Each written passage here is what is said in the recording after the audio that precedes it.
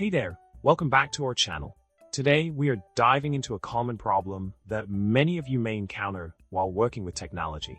The problem we are tackling today is how to get your computer to recognize a new device that you just plugged in.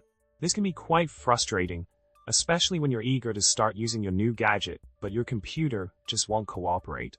Let's explore this issue and find a solution together. Now, let's talk about the solution to this problem. In order to get your computer to recognize the new device you plugged in, you can try restarting a computer. Sometimes a simple reboot is all it takes to fix the issue. Another solution is to check for any driver updates that may be needed for the device. Updating the drivers can help your computer communicate effectively with the new device.